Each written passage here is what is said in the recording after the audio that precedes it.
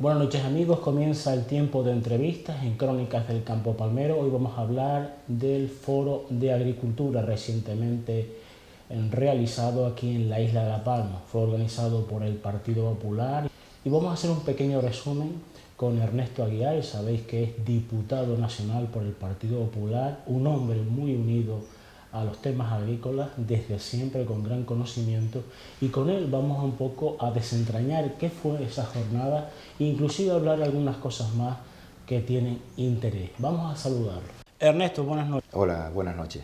Ernesto, vamos a hablar entonces del Foro de Agricultura organizado por el Partido Popular aquí en la isla de La Palma. Coméntanos, cómo fue, qué importancia tuvo, cuáles fueron los ponentes, de qué se habló.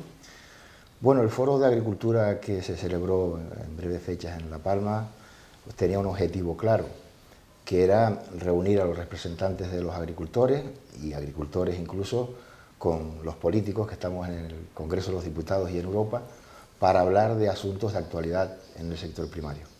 Para ello contábamos con 3 ponentes para 3 asuntos que consideramos que son de plena actualidad y que son importantes para el sector primario.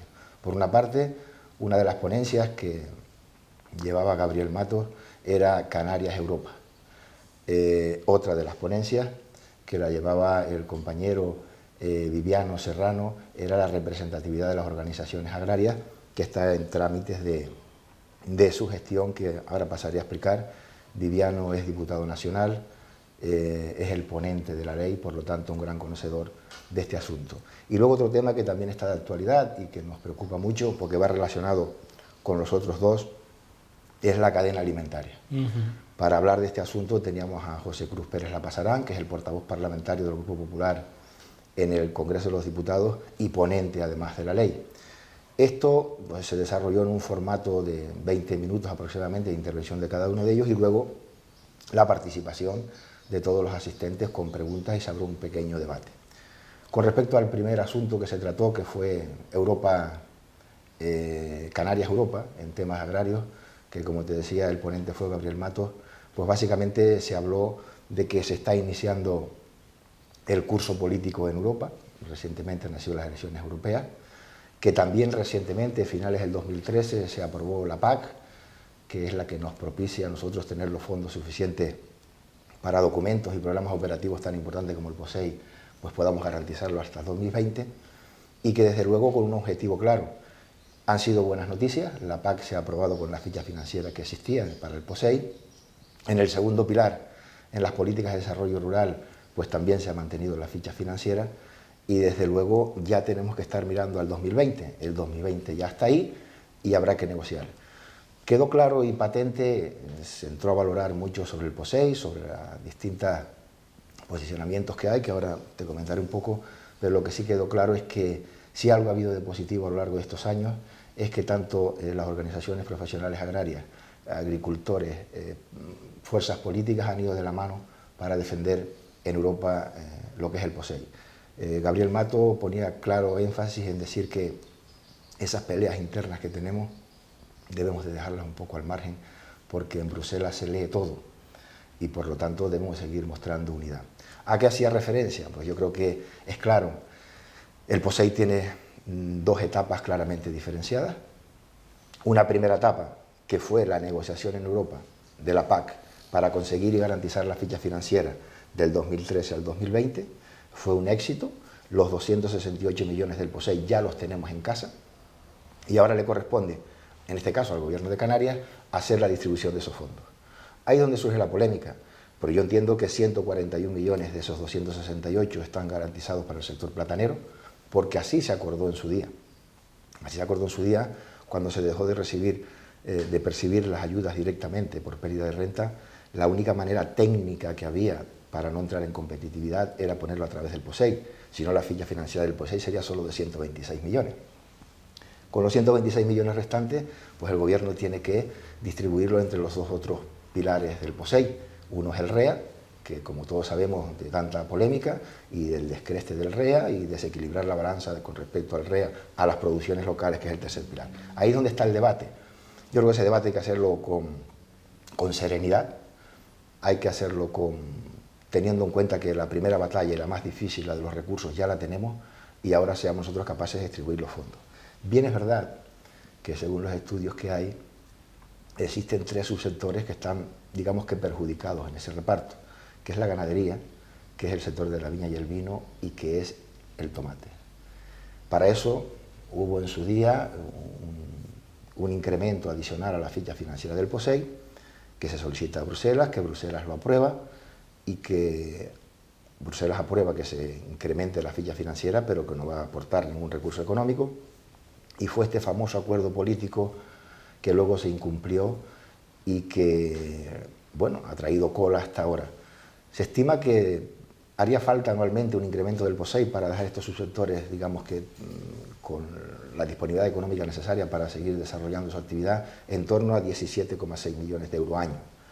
Bueno, yo creo que esto es cuestión de sentarse a hablar, las administraciones, en este caso la administración canaria, que podría aportarlo con fondos propios, o entablar negociaciones con la Administración General del Estado y hacer un convenio al 50-50, pero un convenio bien hecho, no como el anterior, en que empezaron a incumplir reiteradamente y al final pues, fueron los agricultores que se quedaron sin esa ayuda que se les había prometido.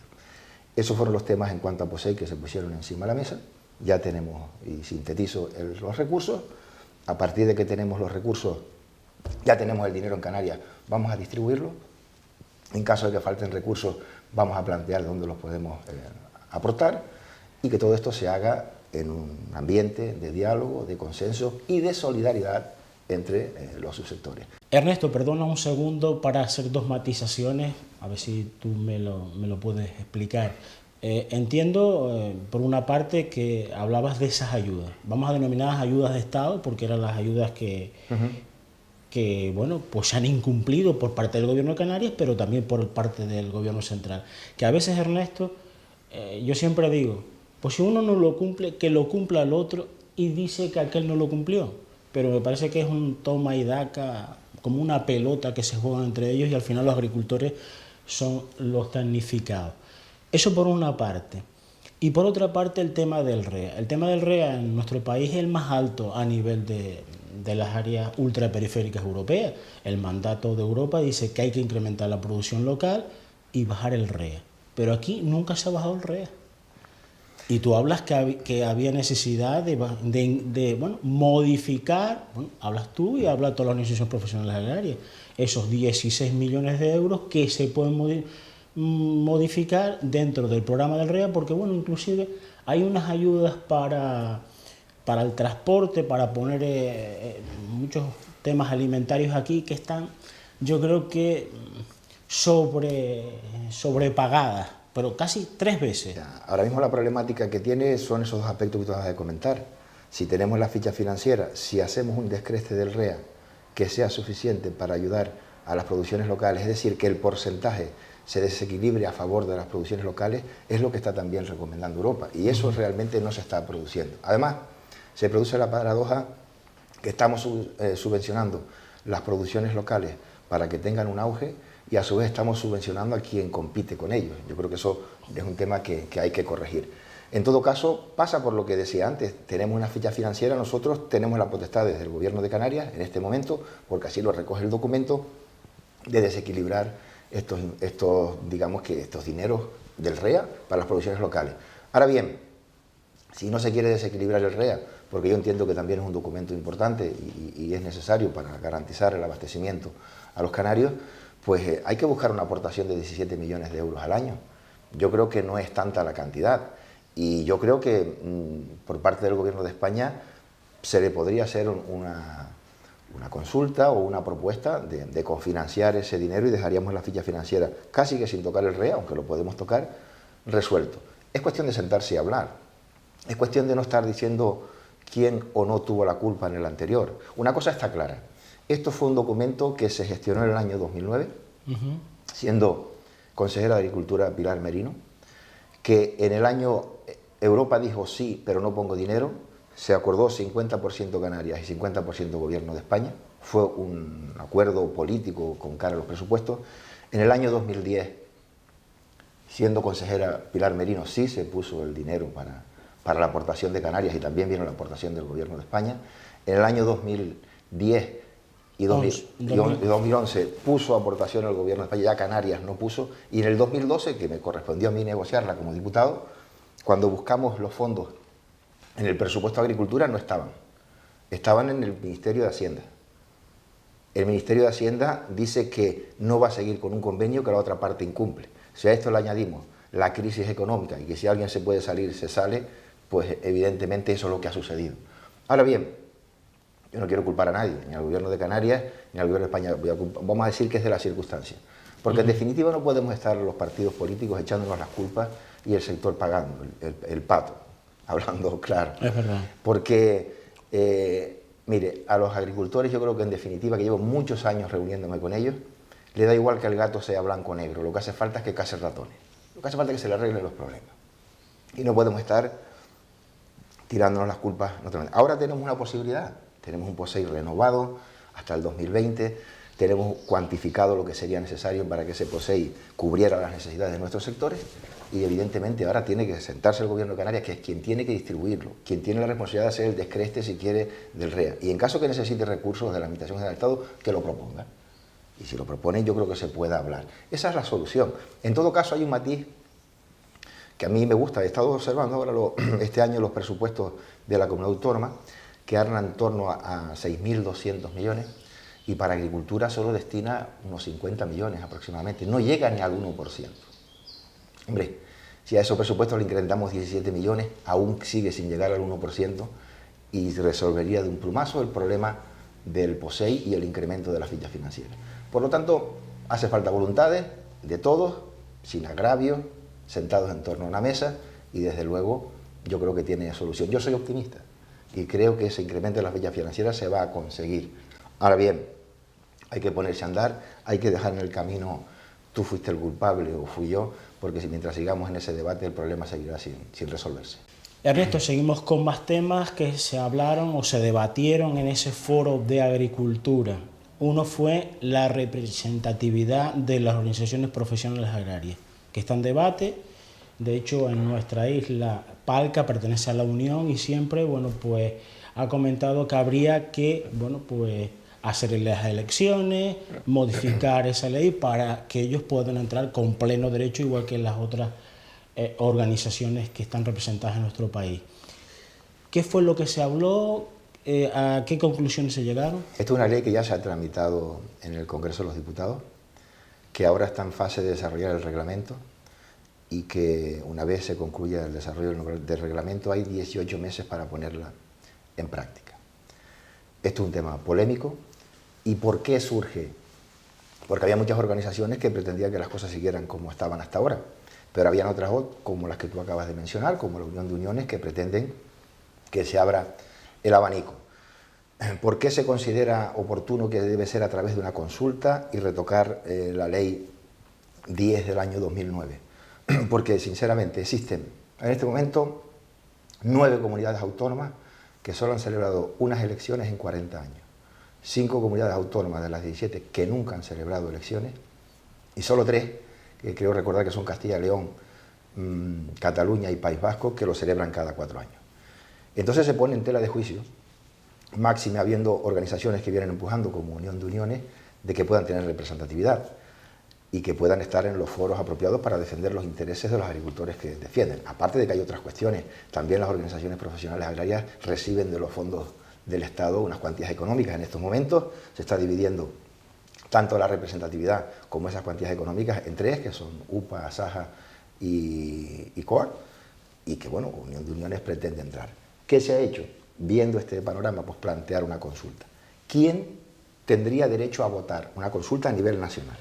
Una vez han hecho el análisis de que se hace por democracia, por transparencia y por limpieza el que haya unas elecciones o una consulta, que es la palabra adecuada, a nivel nacional en todo el sector, nos preguntamos, ¿y quién dice esta ley que tiene la posibilidad de votar? Porque ahí también surge la polémica. Entonces han establecido 3 parámetros claros. Uno, que seas perceptor de ayudas PAC al menos de 5.000 euros. Ajá. 2, que en tu declaración de la renta al menos el 25% sea del sector primario, porque son los agricultores economías complementarias en agricultura, que sobre todo aquí en Canarias tenemos mucho. Y 3, que seas autónomo y te dediques plenamente a la agricultura. Esas personas podrían votar y elegir a sus representantes. ¿Qué organizaciones tendrían derecho a entrar en este consejo que se va a crear? Pues aquellas que estuvieran al menos el 15% de los votos escrutados en todo el país y al menos el 5% en 6 comunidades. Eso daría ser acreedor a formar parte de este Consejo Agrario que se va a crear. El Consejo Agrario está formado en proporción de los representantes y velará por los intereses de los agricultores. Esto es lo que está encima de la mesa para la representatividad de los agricultores. Esto viene yo creo que a cumplir con lo que es la transparencia y que los que se dedican a la agricultura en los conceptos que te acabo de explicar anteriormente, pues puedan manifestar quien quiere que les represente. ¿En qué situación se encuentra ahora? La ley ya está aprobada, ahora hay que desarrollar el reglamento y hay un acuerdo que no más allá de 18 meses cuando finalice el reglamento podrán convocarse esta consulta a nivel nacional. Ha sido motivo de controversia, ha sido motivo de debate en el Congreso de los Diputados, pero al final pensamos que es lo justo y que en definitiva pues va a propiciar que las organizaciones profesionales pues estén, digamos que con transparencia, que hayan pasado por una urna y con las cuales se pueda sentar en los órganos de gestión, como es el caso del Consejo Agrario, para defender los intereses de los agricultores. Ernesto, pues nos vamos con el otro tema importante que comentabas al principio, que es la ley de la cadena alimentaria. De hecho, ha surgido durante, bueno, pues en años pasados, temas que en principio ha sido escandaloso, como que le pagaban al agricultor pues muy pocos céntimos por un kilo de cualquiera de las frutas y después se vendía un 300% en los lineales de los supermercados. Eso no puede pasar.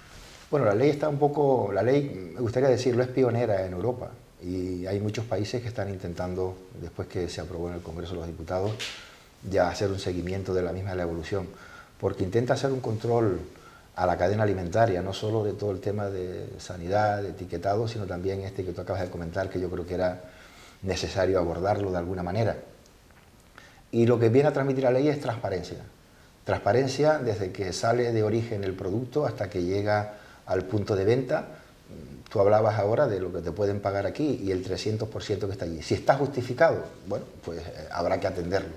Y si no está justificado, tendrán que explicarlo. Es una manera de controlar a las grandes superficies y tiene una peculiaridad la ley, que no es solo para que exista transparencia, para ver dónde se van quedando todos esos beneficios y quién se los va quedando, sino además que también va a velar porque no se produzcan precios por debajo del punto del precio en origen, que suelen emplear también las grandes superficies como reclamo. Entonces, esta ley ha tenido una buena acogida por el sector. Los agricultores vamos a ver qué va a acontecer, porque la ley es reciente, porque es nueva, porque habrá que adaptarla y porque esta ley, ¿quién la controla? Bueno, pues la ley la controla una agencia que se ha creado a tal efecto. La agencia la componen pues los agricultores o sus representantes, distribuidores, comerciantes y la Administración General del Estado. Y van a velar porque desde que sale el producto del campo hasta que llega al punto de venta se sepa claramente dónde están los beneficios, quién se los lleva y por qué. Eso se llama transparencia. La agencia va a controlar y todo aquello que se produzca con una serie de parámetros que hay de fase, pues va a ser motivo de un expediente. Llevamos escaso un año trabajando con la ley y ya hay 1.700 expedientes abiertos. Estos 1.700 expedientes pues están pendientes de la resolución oportuna para actuar y yo creo que va a ser una medida muy importante para que cada cual conozca dónde están y quién tiene los intereses. Las grandes superficies evidentemente no estaban muy de acuerdo con esto porque controlan los mercados, pero el gobierno decidió que fuera así, los agricultores lo demandaban y ahora esperemos que dé los resultados esperados. Yo pienso que sí. Ernesto, ya el tiempo se nos echa encima, pero no quisiera dejar irte sin preguntarte por el tema hídrico. Sé que estabas trabajando ese tema, ya me lo habías comentado a cámara en alguna otra ocasión. ¿Cómo están las cosas? ¿Ya? Yo en este momento estoy bastante optimista porque hemos comenzado. O sea, en lo que se refiere, la manera de financiar obras de riego en la isla de La Palma, vamos a centrarnos en la isla, son diversas. Tanto a través del convenio de obras hidráulicas Canarias-Estado, que este año ha recibido un incremento de 9 millones de euros, como a través de las obras que pueda acometer el Consejo Insular de Aguas, y además también las que se pueden hacer a través del programa de desarrollo rural, pero a mí las que yo tengo, digamos que estoy trabajando en ellas en Madrid, estoy reuniéndome con frecuencia con la Dirección General, son aquellas obras que estaban declaradas de interés general del Estado y que incluso algunas de ellas estaban adjudicadas, como Breñas Maso, y por 7 millones, que creo recordar Canal Alto Cruz Bermeja 5 y Sauces 5, y que en el año 2010 se paralizaron. Se paralizaron, el gobierno anterior así lo consideró, por la crisis económica, como todos hemos sabido y hemos padecido a lo largo de estos años. Y yo en aquel momento pues llevaba esos proyectos desde la Dirección General de Desarrollo Rural en el Gobierno de Canarias e intenté hacer un seguimiento. Nos hemos reunido con las organizaciones, con las comunidades regantes y les hemos pedido que fraccionen las actuaciones, porque ahora mismo está el gobierno en disposición de afrontar obras de ese gran nivel económico. Máximo cuando tenemos en el presupuesto para toda España 10 millones de euros. Una sola obra en Canarias se llevaría todo. Y mire usted si hay comunidades regantes por toda España. Las comunidades regantes lo vieron bien y ha dado su fruto. Ya afortunadamente le correspondía por orden la Breñas Maso, que estaba ya adjudicada y se paralizó. Hay una inversión en torno a 700.000 euros, que es un depósito de cabecera, que ya se está ejecutando y que, bueno, es el inicio de retomar esas obras que financia 100% el Estado y que una vez finalizada se la entrega para su gestión a las comunidades regantes. Por lo tanto, en ese sentido, vamos avanzando despacio en función de las disponibilidades económicas de la Administración General del Estado, pero era un tema que estaba parado y cuando uno está parado y comienza a moverse, pues yo creo que es positivo. Yo creo que en el mes de febrero podamos hacer otro foro como el que acabamos de hacer, pero para hablar solo de regadío y de obras hidráulicas en la isla de La Palma, y en ellas pondremos encima de la mesa todos estos expedientes y qué evolución se pretende que sigan, y desde luego también abrir la puerta pues, para combinar aquellas actuaciones que sean necesarias en materia de riego con las otras administraciones que tienen capacidad para hacerlo. Yo creo que ya va siendo hora que La Palma tenga un plan hidrológico de actuaciones en ese, que ese plan se vea las obras que están obsoletas, que hay que retocar un poquito porque hay pérdidas, las que serían necesarias de nueva ejecución, y ver de dónde se pueden financiar y ponerlas en marcha. La isla no tiene tanto territorio y ya va siendo hora que estemos completamente el tema de regadíos cubiertos. Esta actuación que se está haciendo en Maso era la única zona ciega que había de este tipo de regadíos en la isla de La Palma. Por lo tanto, yo creo que hemos empezado, hemos arrancado y vamos por el buen camino. Ernesto, gracias por este ratito que has estado con nosotros. Tengo que decir, porque lo he visto durante toda tu trayectoria de trabajo para la ciudadanía, no eres un político al uso, eres un hombre resolutivo. No frecuentas los medios, pero cuando haces las cosas yo creo que hay que ponerte en los medios y que la gente conozca pues, el trabajo que realizas. Ernesto, quiero que aproveche pues este momento para dirigirte a los que nos están viendo y bueno, pues felicitar las Navidades a tu gente. Muy bien. Bueno, está finalizando el 2014, llevamos 3 años de legislatura, 3 años muy difíciles para todos los españoles, porque hemos tenido que tomar decisiones muy duras, muy difíciles de explicar y de comprender, pero yo me gustaría que entendieran que eran necesarias. Las expectativas ahora son totalmente diferentes. Ya lo decía Lucio, yo, con toda la sinceridad de la que soy capaz, si me hubieran preguntado hace 1 año o 2 cómo veía la situación, le hubiera dicho también que la veía mal y que teníamos que trabajar mucho. Hoy estoy en condiciones de transmitirles ánimo, vamos a salir, España va a ir hacia arriba, Canarias también y por supuesto La Palma. Yo creo que ese es el mejor mensaje que les puedo transmitir desde una convicción sincera y que espero que se haga realidad. Por lo tanto, con estos buenos augurios, les deseo mucha salud para compartirla con los seres queridos y que el próximo año pues, se vean colmadas todas sus expectativas. Felicidades a todos. Pues Ernesto, también te deseo a ti la máxima salud, porque el trabajo yo sé que lo pones tú. Y a ustedes, amigos, un saludo y espero que les haya gustado. Creo que ha sido bastante sintético y bueno, pues en 25 o 27 minutos yo creo que ha resumido muy bien lo que se habló en ese foro de agricultura organizado por el Partido Popular en nuestra isla. Buenas noches.